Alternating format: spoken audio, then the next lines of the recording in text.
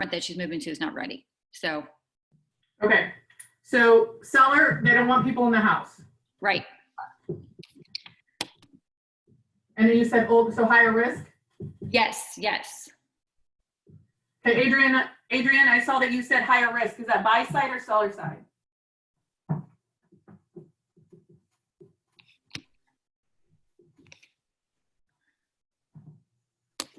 Reminding me to record. I appreciate you.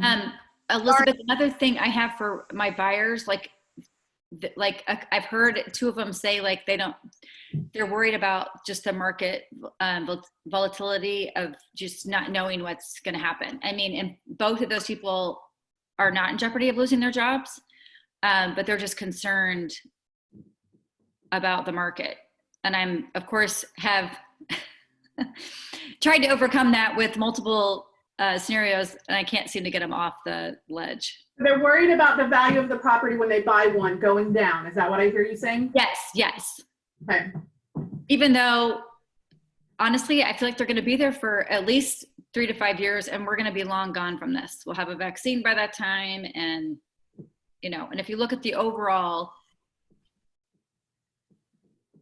graph, we might take a short dip, but they're not going to turn around and sell immediately. Okay. No, I think that getting some data to be able to support that too, because I feel like, I don't know about you guys, but there's always times where it's like, I can say so much, but it's just me saying it, and then it comes off as, oh, she's just trying to get me to list her house because she's, scared that she isn't going to make enough, she wants to make the sale, right? Yeah, that's totally what I'm feeling right now. It's like they think I'm just trying to tell them that. I'm like, no, really, for my sellers, if we can get our house on the market, we have a better chance of getting a higher dollar amount right now. But I feel like they're thinking I'm just telling them that. Okay.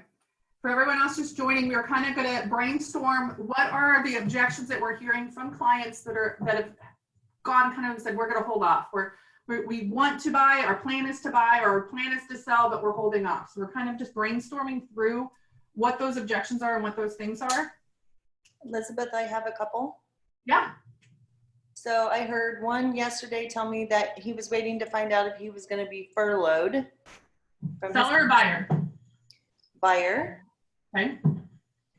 I have one that I'm supposed to be showing this morning, but it's out in a very specific area south of Kansas City, and there are no homes in his criteria at all. Have not been for a while. For him to buy, and then for him to buy. Is that a seller as well, or what? Nope, he's renting, but because of divorce, he has to be in a very specific, obvious school zone and stuff like that. Okay. And then I have another buyer who is really pretty sure that the properties that he's wanting to invest in are going to come down in price after this, even though I told him there's going to be a rebound. Like they're saying that our, pricing is not going to go up because of supply and demand, or not going to crash down like before. And that, I think it was Katie, you said out of the last 5 recessions, real estate has only been hit once. And so. Yes. And that one is interesting. Right. In the last 4 out of 5, the housing industry has actually inclined and done better. The only one that really hit us was 2008. And I think, everything we're hearing on our national calls, guys, as you're tuning into those, is that people have more money in their home, equity in their homes than they did back then. People also have more money saved. You sold houses during the time in which people would say, I'm pre-approved. The lender says I'm pre-approved up to 625. But we're going to hold off and only buy, 400 is really all the more we need to spend. Or they say we can buy a $300,000 house, but we really feel more comfortable being 225 just in case. I think 2008 got a lot of people to where they were much more responsible. Okay, any other objections on the buyer side or the seller side that you're hearing? Elizabeth, it's Adrian. My client was the buyer. She's higher risk because she has an underlying health condition and she's 8 months pregnant. Oh, but like 8 months, like she's got a baby that needs like a house. I know, exactly. Okay. But they are just so freaked out about any type of risk. Hey, Adrian, I helped a woman from across the country buy a house here who was pregnant and couldn't travel anymore. And me and my phone and Marco Polo were her best friend. And it was a lot of trust, but like I went through that house with great detail for her because she needed to buy a house. And Gary Keller has a story I'm sure we've all heard at least once about how he helped people buy a house as they were in the hospital having a baby. Oh, wow. Okay. I did, extend that and told her how I was doing everything very safe and, sanitized. And I would do anything that they needed me to go to the home and look at it for them and do any type of video walkthrough. I've been very on top of it, but they are just right now still wanting to postpone for whatever reason. I've been trying. Well, I wonder too if you were like, let's narrow it down to like when we find one that's like, okay, this is the one, and like asking the sellers, have you been healthy? Like, and if the sellers have been healthy for 14 days, then the risk is lower to if she wants to be able to actually walk through, or and I don't know what price point and how competitive it is, Adrian, but if it's two where you've got to move quickly, but making it contingent on a walkthrough of the pregnant wife. I mean, that may go Yeah. seller too. Okay. I sold my first house to somebody that was 8 months pregnant over other people because my heart went out to somebody that was about to give birth. But. Yes. Okay, guys, so far we have to recap, on the buyer side, worried about the market, the property values will go down, higher risk and pregnant, waiting on a job to find out if they are furloughed, no homes to buy, and then an investor that thinks prices are going to go down. On the seller side, they're worried that it won't sell, what it will sell for and how long it'll take to sell. And then they don't want people in their house. And then if they are a higher risk seller. Anything else that you're hearing? On the seller side, I would add that they're afraid to sell now because they're afraid of not finding another house as well. I have one that's scared about that pretty much. Now, but are they willing to go out and look, Noelle, or are they looking?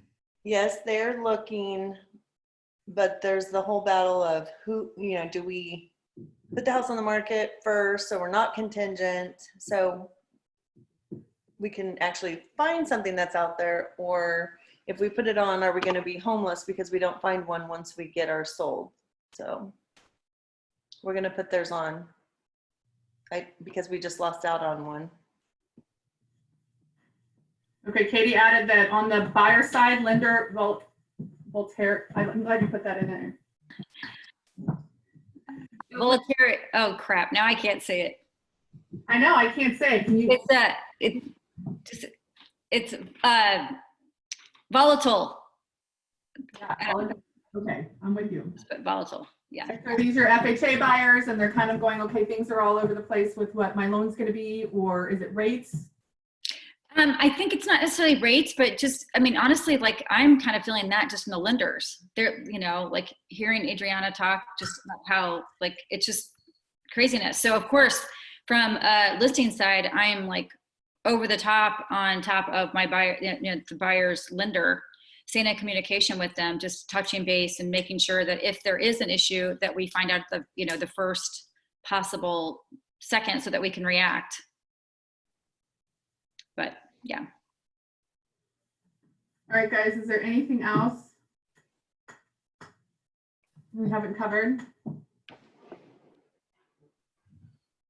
What about your concerns? I'll get a different whiteboard marker.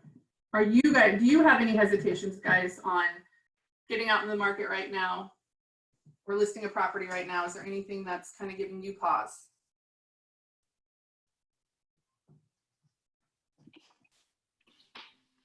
In the beginning, I was way more afraid. But right now I'm just to the point where I want to keep my business going, and I am willing to do whatever I need to do. And I think as long as we're going in it with a very, very safe, with safety in mind, and just doing everything that the CDC is really recommending, I think we can still work through it.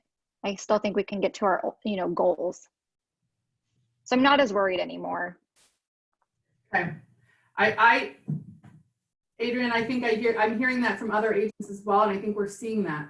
So many agents this week that have said, man, I'm surprisingly busy. I'm kind of shocked that like my people are getting out and getting, starting to look at some stuff and are feeling more comfortable.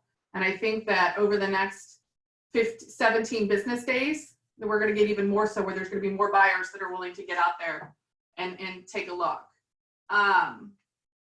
Anyone else? Good morning. It's 9 o'clock. This is probably 9 o'clock. May not have been the time to do this, guys, right? Still drinking our coffee, man. Right? Jill, are you hearing anything from anybody on why they're not listing? So Elizabeth, I have one other thing. Sorry to interrupt. I just, you just asked somebody else, but, I feel like we're sort of at a pause right now, and I feel like the floodgates are going to open, and I'm trying to get my people to take advantage of this opportunity. However, you do hear them talking, and I'm not a big news watcher, but, the second wave in the fall, I know there's talks about putting college football that's a fall sport into the spring. It's like, okay, so I have a little bit of concern. Okay, are we going to get hit with this again, come October, and have another 45 days or 2 months that we're shut down again? Yeah. So do we have a window, or that's a little bit of a concern of mine. I think that for real estate forevermore is going to be changed. I mean, I think real estate it's not going to be, I know that we expect that when stay-at-home order is lifted, and that come June, things are going to really be maybe heating up a little bit in the market, and we're going to have a really busy July and a really big August. A lot of us are predicting that things are going to just kind of slide back a little bit and be a little delayed. However, even if the fall coming back again, I think we're all been through this before, and people are going to be probably a lot more willing to recognize the need to social distance those things, but we can't control it either, right? Right. We have to remember that the news sells stories. Yeah, for sure. Sells clicks, right? That's what they get to sell. That's what gets them the rate, right? And I think Chris also made a really good point last week during our session on Thursday, is that we've got to bring it back to Kansas City, right? Right. I think right now our ability to say this is what's going on in our market. If you listen to the Today Show, I'm a Today Show fan. I watch it every morning, right, as they get ready.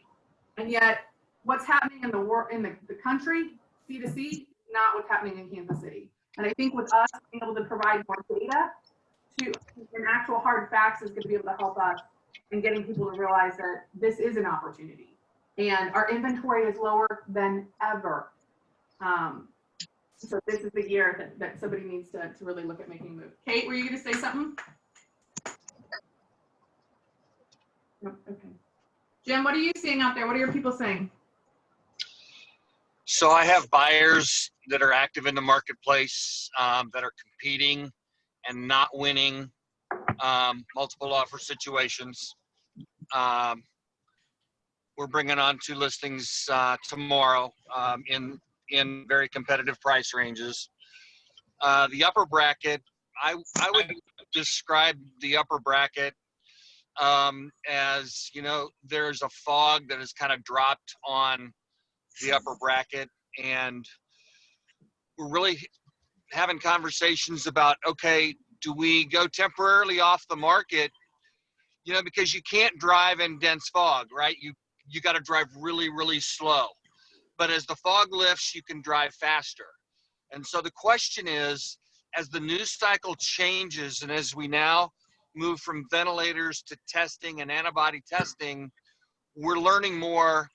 The narrative changes every week. And so I think the narrative next week is going to be very different, and everything evolves so fast. I'm of the opinion that, the upper bracket, the fog is going to slowly lift over the next 30 days, because the people that are selling these homes under 300 and under 500, in less than a week, they need some place to go. And those are generally move-up buyers, as far as I can tell. So the market's hot under 300, under 500, and it's going to warm back up, I think, in the next 30 days, as those people need to go find homes. That's my 2 cents. Okay. Courtney, do you have anything that you're seeing? Well, I think when I jumped on, Katie was kind of hitting on exactly what I'm seeing with my sellers, just the hesitation. Same thing, you know, I mean, a lot of my clients are people that have kids at home right now. So, I mean, aside from it, just the concern of people in the house, they just don't even feel like they can keep their house clean enough to have people in to show or photograph. So, you know, it's just my conversations with those people are just, you know, kind of doing check-ins and making sure they're getting the things done so that they're ready, and trying to time them to stay ahead of the market and not waiting till, you know, May 15th to get their house ready. I want to be trying to get photographs done of those houses, you know, sooner than later. We have a couple that are vacant, that one just came on the market this morning and another one's coming on. And those, you know, obviously there's no issue on those because they're vacant. I have buyers that, you know, your typical Prairie Village buyer that would go up to 600,000, but there's literally not one single house on the market in the geographical area they want to be in, and they got outbid on the one that did exist. So, you know, it's just, there's no continuity to it right now, and it's hard because I can't give, you know, especially for those buyers, to pull up the MLS and not have one single option for them to buy. It's very strange. Yeah. And it's funny that so many people's resistance is, I don't think my house is going to sell. I'm worried it's not going to sell for what I want it to sell for. Right. What will it take? Right. And yet, when they look on the other side of the transaction, there's not enough for them to buy. And those things are going quickly. Let's walk through a little bit of what I want to show you, a couple tools and a couple numbers. So I'm going to show you this worksheet, this spreadsheet that I think hopefully will be helpful for you all. I did an extract. I want to show you one number that maybe hopefully will be useful, helpful for you. Okay, let me finish making my, this is really, Lucas would be very proud. This is me, high tech. Can you tell that I'm like been a little busy? Is it backwards? It's backwards, isn't it? No, you can read it? Okay. Okay, so in the last 7 days, I went in and did a search within 25 miles of Kansas City. And in the last 7 days, we had 671 properties list. The same 7 days last year, 880 listed. So we're a little behind where we were last year, but look at this, 671 houses listed in the last 7 days, 692 went under contract. So 3.1% more went under contract than what came on the market. So our inventory issue is not getting easier in this little window, in this moment. I think the next 17 business days, that may flip and that may change, and we can stay on top of that number. But last year, 880 listed in that 7-day period, and only 713 went under contract. So last year, 19% more listed than what went under contract. I mean, that's a little encouraging, right? Like, houses are going to sell when we have 3.1% more selling than what's coming on the market in the last 7 days. Okay, let's circle back to our list here. Thank you for helping.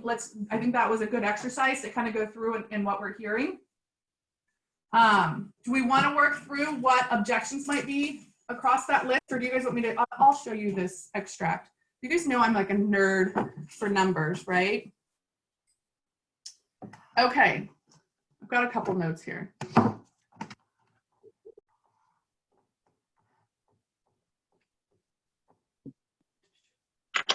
Watch this chat, but I'm not gonna lie, guys, my ability sometimes to do multiple things while sharing my screen can be a bit challenging. I can be a little bit challenged. Okay, so I've gone into the MLS and I've done a couple different extracts. What I did was turn that into this really cool spreadsheet, and I formatted some of the fields, and then I added a filter. So what I put in here, with your extracts, guys, you can put in any, you can pull any field you want. I thought, what would be fields that would be helpful? So I have county, I have city, and I have zip that you can then go filter on. Can you guys can see my screen? Yes. The other day I did a whole training and it was like, oh, we can't see what you're talking about because I forgot to. Okay, so who has, out of our sellers, really want to give you an example of a seller who's concerned that their house won't sell? What county is it in?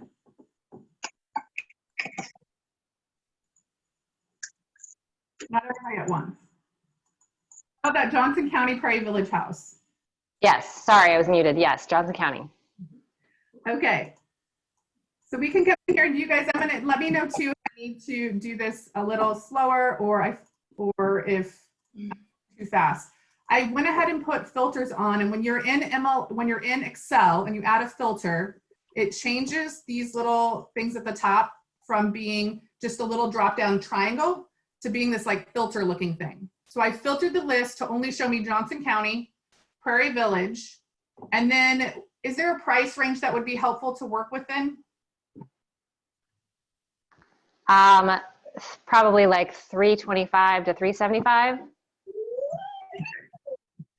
So guys, when I want to take the price field, this is the current price column here. So when you said 325, Jessica, to Like 375. 300 to 375. Cool. 400. That sounds like a good little. Okay.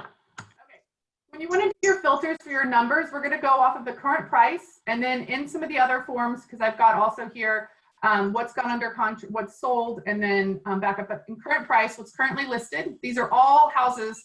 The bottom tab, these are things that have sold, or pending, and received a contract since March 15th. So all of the data, I guess I should back up a little. Wait, I'm sorry. Okay.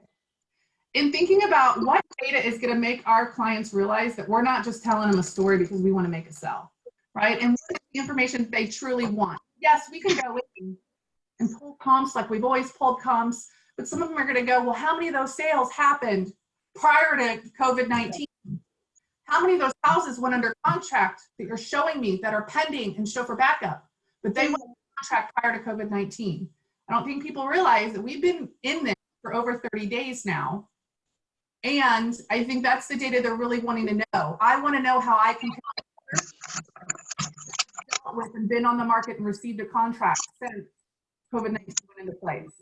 So the extract that I withhold, and this tab is representing anything that has went under contract or show for backup or pending with a contract after March 15th.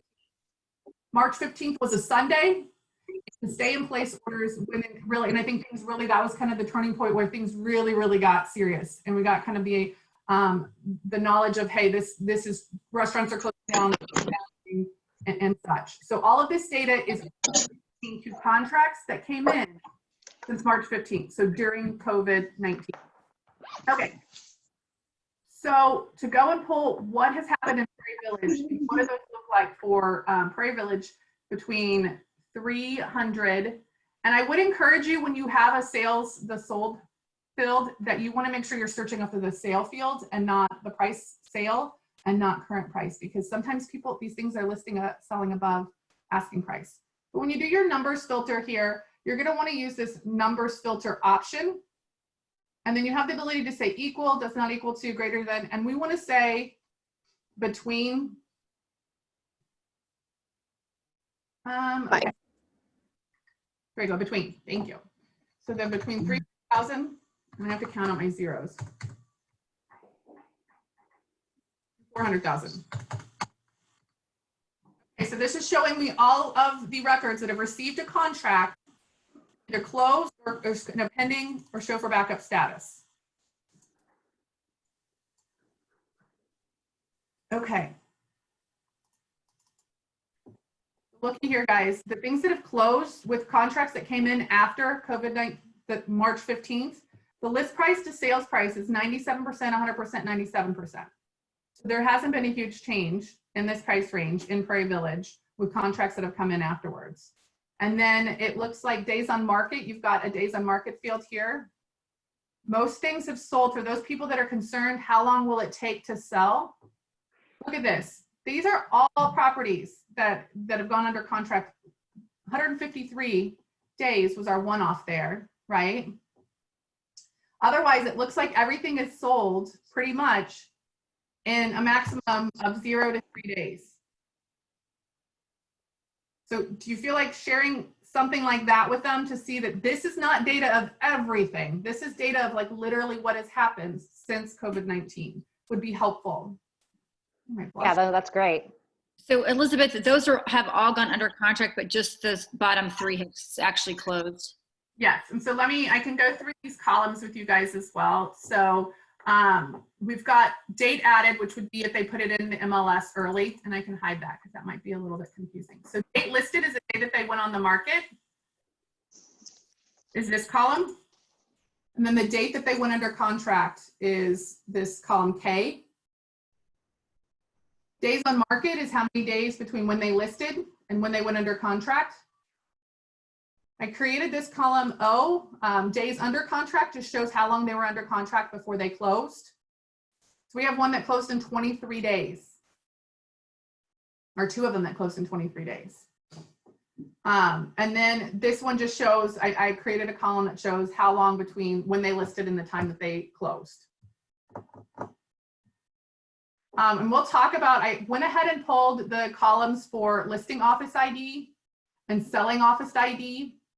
And the reason I did that, guys, is because then I've got some data that I pulled to show how is Keller Williams comparing to some of the other brands.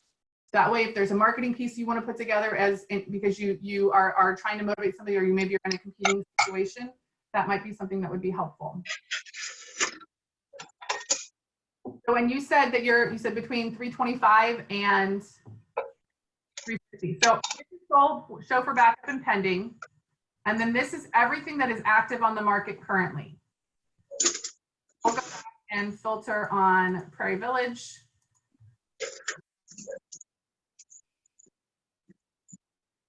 And we can do our price. So our current price, 300,000 every time, guys.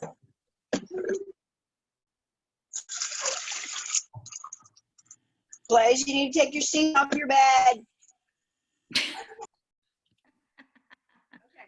So this is currently what is active in the MLS in Prairie Village between 300,000 and 400,000.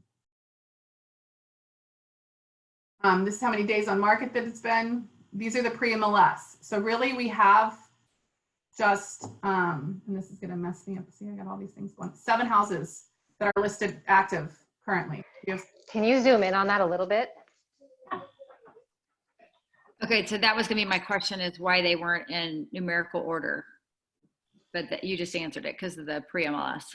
Yep, so I added the status on the active tab so you could see what was pre-MLS and what is active, what is active.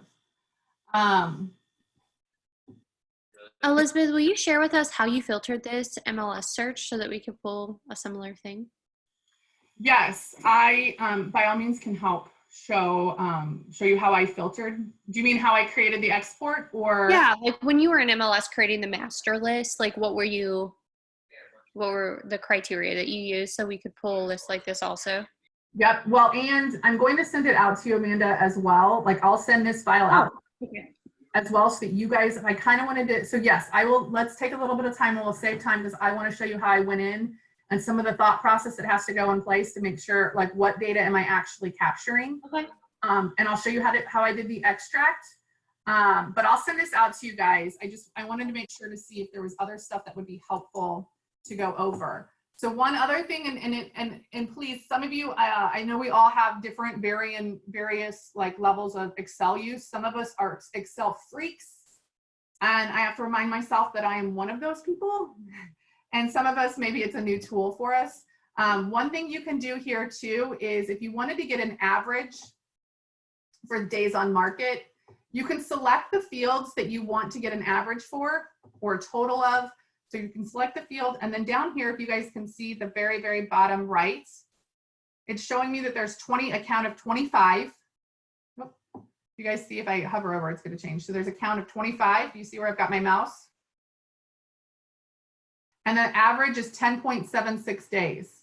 Now we've got some ones that are causing outliers here. That's kind of causing us a little bit of an outlier, but in some of the searches, when I don't take it down to, let's look at this one and let's take it to where we're not just looking at Prairie Village. So let's look at everywhere in Johnson County. Within 25 miles, that's the other, and I put a criteria on here, guys. So when you come back in and use this spreadsheet, the criteria that I used was a contract that came in on or after 3/15, and then the property was within 25 miles of Kansas City, Missouri. Okay, so here, this is all, when we're looking at all of Johnson County, that's between, and you, again, we're looking, how we know we have a filter on is that this little triangle drop-down box changes to kind of a funnel looking thing. And if you hover over the funnel looking thing, it's gonna tell you what your criteria is. So in county, I have this equals Johnson County, Kansas. Under price range, I have greater than or equal to 300,000 and less than or equal to 400,000. So what was kind of neat here is when you scroll down all the way to the bottom, this is quite a few that have gone under contract. Would that be helpful to know how many? So in Johnson County, I'm telling you, this whole like screen sharing thing is like drives me nuts. Okay, in total, we're gonna look at our count again in the bottom right here. So in total, in Johnson County, 263 houses have received a contract and possibly closed, but 263 have received a contract since March 15th. And it's some of it is too where you're would compare data to, okay, and then how many are still active, but the average price of those houses that have listed was 346, 375, or 365. And then what I thought was really kind of interesting is to come in here and get what the average was. So look at these average list price to sales price. So average list price to sales price comes out to be 100. And we've got that average right down here. If you really wanted to, guys, I would probably recommend taking this and copying it and putting it in another spreadsheet so that you could really look at what the average is and see what it is more than just to. Is that still 300 to 400? Or Yeah. is that everything? That's okay. So the percentage list price to sales price is 99.59%, which is rounding up to 100%. So between 300,000 and 400,000 in Johnson County right now, list price to sales price is 100%, an average of 100%. So for your people that are worried if it's going to sell, that's a big, I mean, those are facts, those are undeniable facts. And every time I had an objection and I could show them a spreadsheet, and again, guys, I would take and I wouldn't send them the spreadsheet. I would take the information out of this, copy and paste it into something simpler for them. But when I could show them the data, it was really hard for them to use it as an excuse. And a lot of them, I don't think, want to use it as an excuse, right? So since March 15th, which is all of 38 days ago, or I'm sorry, yeah, 38 days ago, there's also 24 houses that have gone under contract in the Prairie Village area. Again, we probably would want to come over here and we could, instead of filtering on Prairie Village, filter on Johnson County. And guys, let me know if I'm going too fast. We still have our filter on here for price range. And it's not Jackson County. I'm like, why is there only one? Okay, so another place you can kind of see your count record, guys, is in the bottom left. If you can see down here, when I changed those filters, it reflected 277 properties. So currently there's 277 properties that are active in that price range in Johnson County. Is there another scenario that would be helpful to look at, either buyer or seller side, to get some data? And we can walk through one more example and then I'll show you guys how I did this.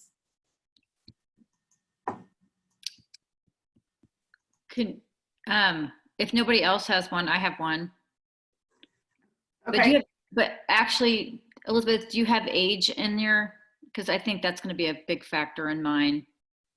Okay, well, the thing that I would encourage you guys to think about too is some of this can be used for specific clients. And then I also think this is a great tool that we can use for creating, hate to say it, but like spin or a message for marketing purposes, where we can say, hey guys, in the Johnson County area, list to sales price is 100%. When we're trying to motivate those in our, maybe it's going out in a newsletter, or maybe it's going out in a bonus email newsletter to all of our database of, hey, just so you know, this is data that happened since COVID-19.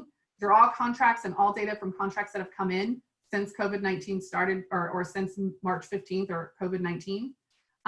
So yes, Katie, you could re-pull the extract and include age. Okay, yeah, because mine has got some new construction around it, so it's not quite, it's a little bit more, I think it'd be too confusing. But I would like to do something similar like this for her. Excellent. Okay, let me, the other thing to put, I did put type in here, and then I'll go through and show you guys where it is, how I pulled all of this. Okay, so I'll do one more example, if that's all right, y'all. So as you can see, I have no filters on because all of these are little triangle drop downs. So let's do, I'm gonna do Jackson County for all of us Jackson County boys and girls. Oh, let me some Jackson County. Okay. You can put in here too, and your not does not equal. And then I can say, again, the other thing I would say when I kind of go in and when I'm thinking about how do I analyze data, and I've had to do this when I do guerrilla warfare, when I'm doing some analysis at the office level for how we are comparing to our competitors and such, sometimes I would go in then and think about what zip codes are in the area that I'm trying to get data for and include that. So I'm going to say Kansas City, Missouri. And then let's just do our 64113. Let's do kind of close in here to the plaza. Midtown, maybe a little bit. Okay. And then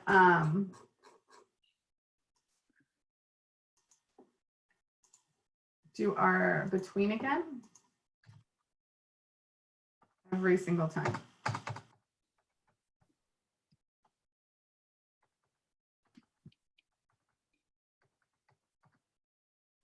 Okay, so far, look at our, what's come in, contracts that have come in and have closed. We have a total of 14 of those, and all of them have asked list price to sales price. So what the percentage of the actual sale price is, how that compared to the list price. All of those are 96% or higher. I think that would be a huge, huge piece to share with buyers. And that's data to share with buyers that is actually, consistent with what COVID contracts have looked like. And then our days on market again. I think this is always a good field. Like a lot of these went really, really quick because they were priced appropriately. And it looks like all of our days on market for the most part are less than 2 weeks, less than 3 weeks. Some other fields that would be helpful and maybe some additional analysis that would be helpful is if you wanted to do this purchase, our price original is what the original list price was. Current price is what it's priced at now. So there's times where I'll come in here and I'll add another column that's like, has there been a price reduction? And the way that you would do that is you come in and do a equal sign and then current price divided by original, and a yes.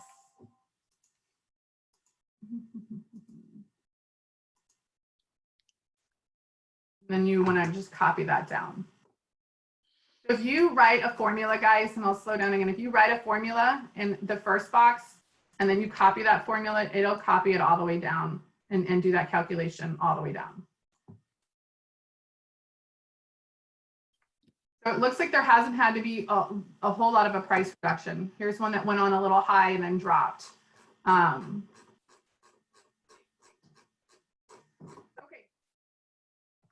Sound good? Is that helpful? I'm trying to think if there's anything else that might be helpful in sharing. Oh. Okay. Let me go in the MLS then, guys, and show you how it is that I did this. The search that I did was for active. I just had active selected pre-MLS, and then I did within 25 miles. of Kansas City, Missouri. And that search, guys, so if you're using the file that I send you, that search is going to take you to Platte City, Excelsior Springs, like it goes pretty far out. And it was with putting that within 25 miles, I had to put that on there so that I didn't get results that were greater than 5,000. So if your results are ever higher than 5,000, you can't export them, or it'll only show you 5,000 of the records. So of course, I was trying to do it to be broad to get like that most expansive information so that people could filter it down to an area or what they're working on. But you can of course come in here and say, I'm only searching, just like you run any other comps, and put your list price in here or put your sales price kind of information in here. For trying to find contracts that have happened since everything started, and this was a little tricky and was something that I had to like work through because it was acting a little funny. I put in here contract date 3/15/2020 with a plus sign, which means all records that had a contract date that came in after March 15th. And then you'll see here, and I'm going to zoom in because it gets a little funky. So it's showing all of the different records. So there was 366 sold. So you see where I'm seeing the number here. 366 sold. 599 matched or show for backup, and 2458 are in a pending status. Wow.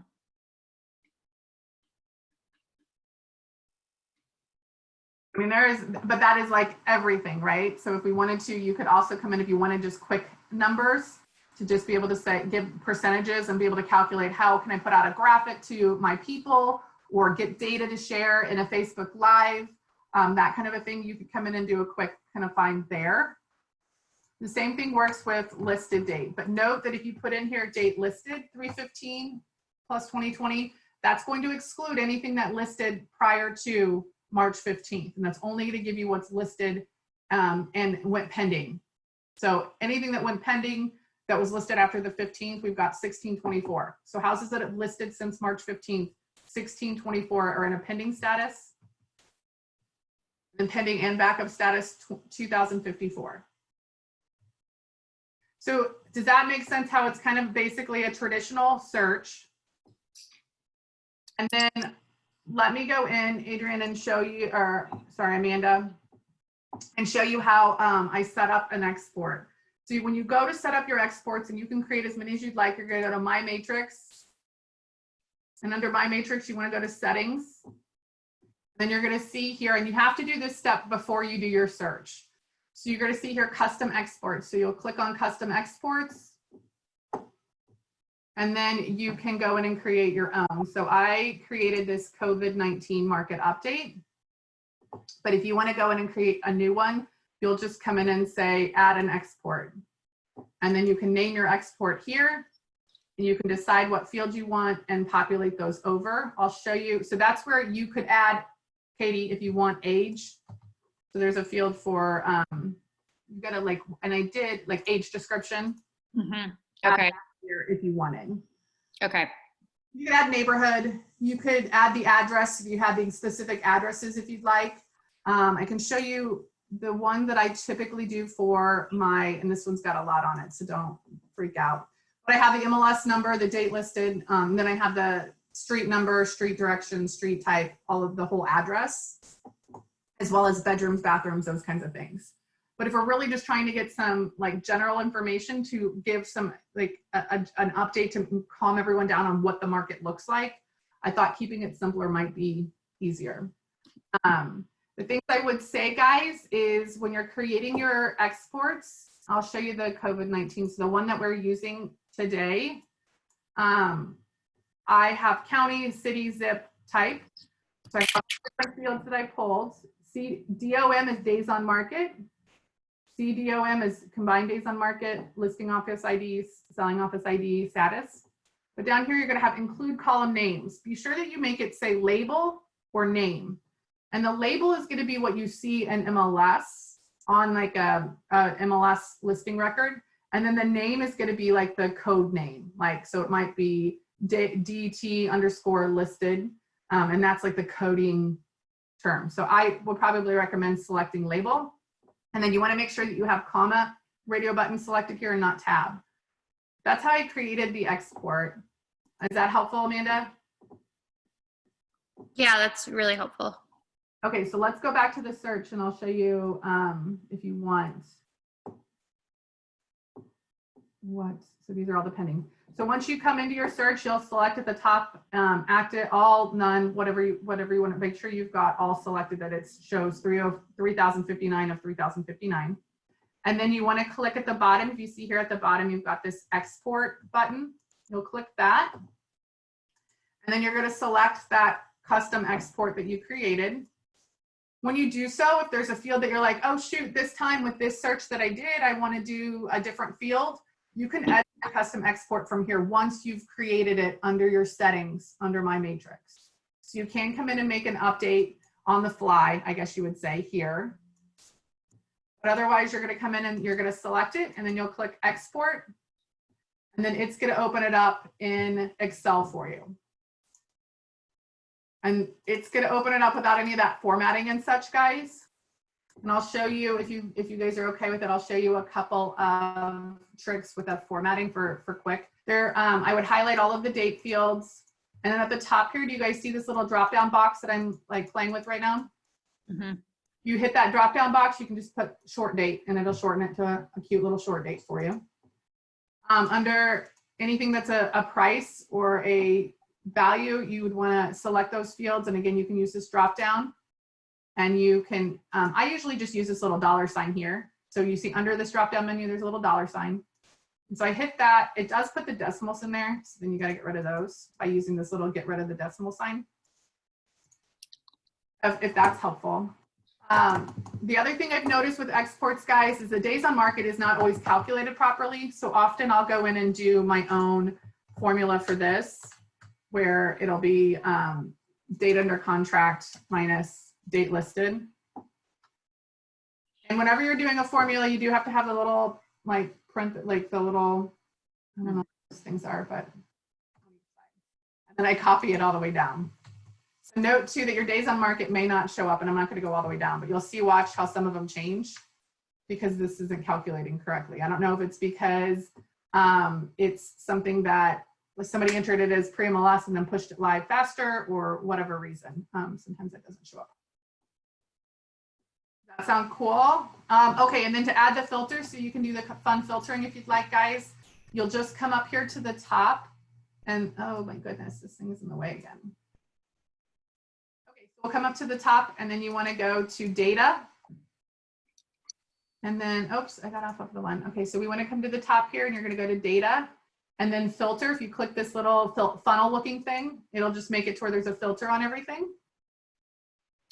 Another thing I'd highly suggest for your own sanity is to go to this view tab, the freeze panel, and then freeze that top row. That way, as you scroll down, you're seeing those labels across the top for yourself. Okay, Christina says, does this show all the properties since 3/15 that are currently pending status, or does this show any properties that went into pending status since 3/15? This shows anything that went into, so the one that I was going to share that I'm going to share with you guys shows anything that went into pending, show for backup, or sold since 3/15. It isn't just what's listed. So for example, we have one here that went under contract that's a condo loft. It was listed on February 10th and it went under contract on the 31st of March. And if you wanted to be able to see what has listed and gone under contract, like what listed and went under contract, since then you could use this filter here and just do your filter to reflect something that was after, and then enter the date 3/15/2020. And then it would only show things that were after 3/15/2020. You could use that filter for the date listed field. Anytime you want to remove a filter, just come in and click select all and it'll remove the filter. And anytime you want to make sure, do I have any filters on, just look across this top row and see, okay, is that funnel thing showing up anywhere? And what is it maybe funneling out? Okay. So does that answer the question, Christina? Awesome. Okay. And this is all within the 25 miles of Kansas City, Missouri. Does this work the same in Google Sheets? Noelle, Google Sheets is different than Excel, and we could copy and paste it over to Google Sheets without a problem. If you want to do that when I send it to you, you're going to want to come up, you want to make sure you've got all the filters removed just for best practices, right? So select all and remove all of these filters. And the way that I would recommend copying and pasting it over, I don't know that all of the formulas are going to carry over and the formatting, but you could just come up and select in the top right here. I'm sorry, the top left corner. So you want to click that little square that's between all of the column names and all of the row column, and then copy and paste it over into Google Sheets. I will tell you from my experience, because I am a converted Excel user, I use Google Sheets for most of my tracking and most of the most of the stuff I use day to day. Some of the features are a little different. So like being able to the filter and such, it'll look a little different, but I think most of the functionality is still there. Okay, any chance you can write this process up in a document to share with us, asking for a friend? Yes, I can do that. I don't know how quickly I can do that, but yes, I can do that. I can definitely put some kind of a summary in place or record a video and try to be a little more focused. If it worked with numbers, I can just use a different tool. Okay, excellent. Any other questions I can help answer? I feel good about it. Thank you. This was awesome. I think do we want to walk through? I know that some people need to hop off. Is there some people that can stay on and maybe we talk through a little bit of some of these objections? I want that to be part of it. Part of it was being able to show you a tool, taking a little longer to walk through, show you a tool that could help get you some data to show people that's COVID specific. What do you guys? I can stay on. Jessica Keene can stay on for a few more minutes, but if I'm the only one, we don't have to. Looks like we still have 8 of us here.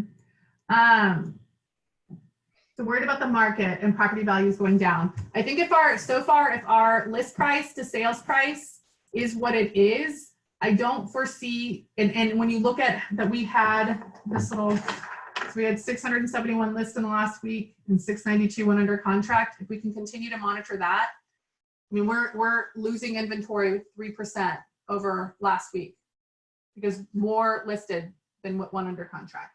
I don't foresee, I don't know, what are your guys' thoughts? I don't foresee there being an issue when you really look at the data and not just think about what we're hearing on the news. The data is showing us the property values are not going down. Like we had such a pent up demand for so many price points. And I think studying those price points and looking at comparing what's gone under contract to what's currently active is helpful, right?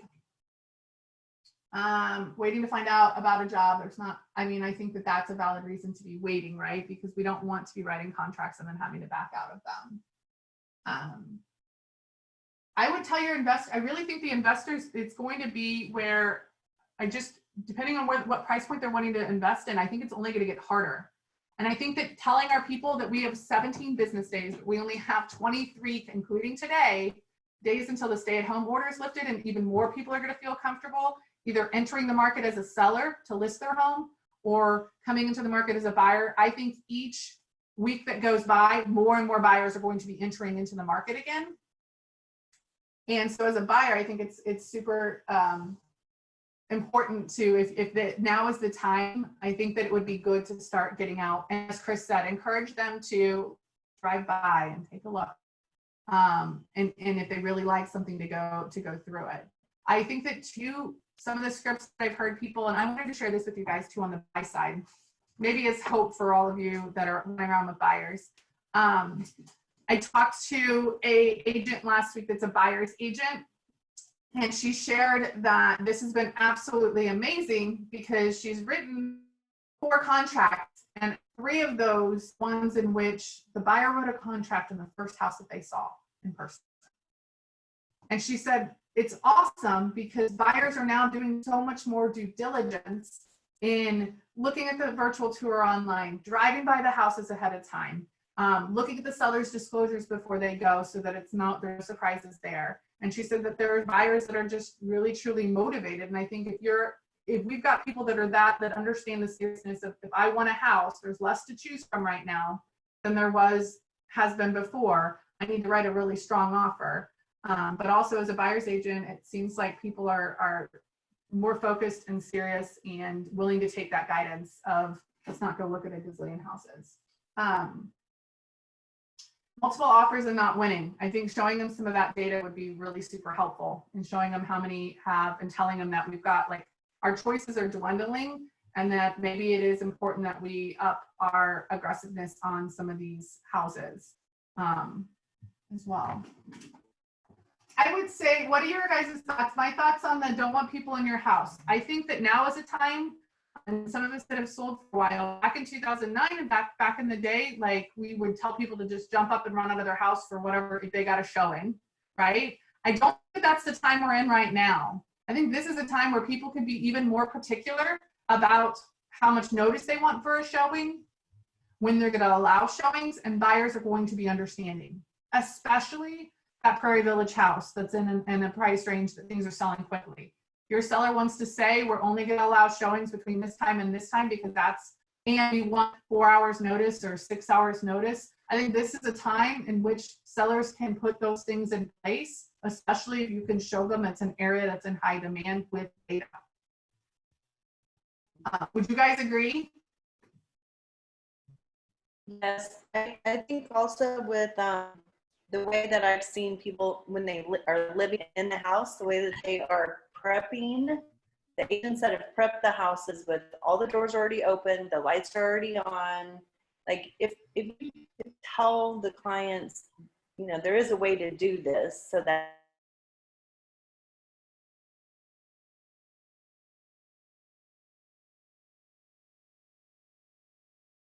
I've been doing in order to keep our businesses going, and we'll help you through the process. Yeah. Sorry. I don't know why I threw that in there, but there you go. And I don't know if you guys are still seeing it. I think that there might have been a little bit of a drop off of you need to write an offer and it's contingent on the walkthrough, or like your offer, like you being able to walk through is contingent on you making an offer, or you can walk through at the point in which you've made an offer contingent on a walkthrough, to limit too for some of those high risk sellers, a whole lot of people in their house. I think too, guys, it would be a time with a high risk seller.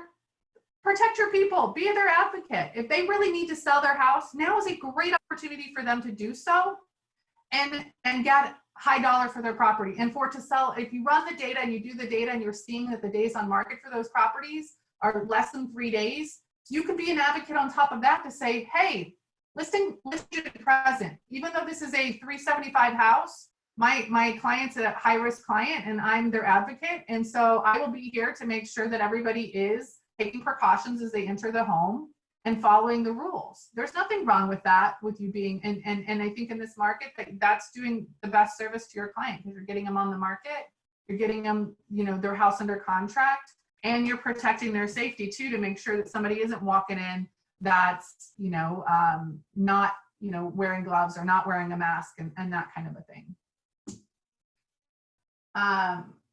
So I think keeping the house clean is putting restrictions. Maybe it's your showings are only allowed between 9 and 10:30 in the morning, or, you know, 9 and 10:30 in the morning and 1 and something in the afternoons where you really can. I get that, like having 2 small children and all of the people here right now, trying to keep the house clean would be a challenge. But all right, anyone else have any thoughts or anything that we could help? I want to brag on KW, if that's okay. Let me see if I can move. You guys love my whiteboards. I love a good whiteboard. AKA, Amanda, you'd be really impressed. Like, I really have improved this office since you were here. I did it all by myself. Okay, here, let me see. I don't think you can read this. Let me do this. I'm gonna make you guys ill. Let me try. Okay. Or I'm gonna drop it and I'll pop off the back of the computer. Oh goodness. Are you guys sick yet? Sorry.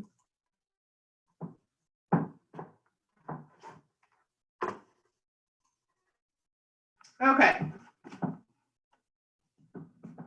Again, 362 houses have listed and went in under contract. So this is Christina houses that listed and went under contract since 3/15. Of those, this is like trying to curl your hair in the mirror.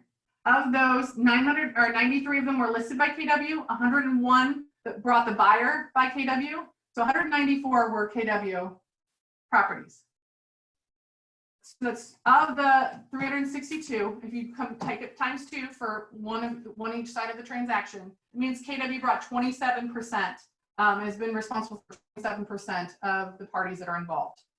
Our next big competitor only had a total of 131 sides for 18%.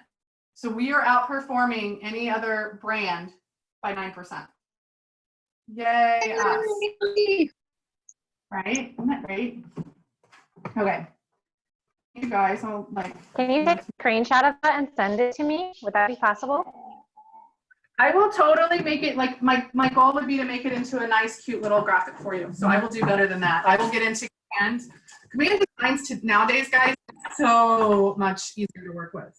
So let me pop into command designs and put it in there for you to send out. Cool. Thank you so much. You're very, very welcome. And if you guys have any other questions on the spreadsheet, I'll send it out to the Excel spreadsheet, but hopefully that's helpful. I'll try to add a little bit more detail around the criteria. But hopefully it's helpful to, and that is what all of this is about. And so much is just spin, like trying to go in and figure out how do I look at this data and tell a story that motivates people to get out there and take action. And I think that the sooner that you can motivate your people that, that are to be their real estate advisor, that now is the time. Like if we are going to do something and that they're protected, that just because they write a contract on a house doesn't mean that they, have to close on it. But if something comes up and is not, goes awry in a transaction, but if they want to be successful this year, doing it sooner rather than later will be to their benefit, both I think as a seller, like a listing agent, and as a buyer's agent. Just like, I don't know about you guys, I used to encourage people to list January and February each year because so many people woke up January 1st and were like, I'm buying a house this year. This is the year I'm going to do it.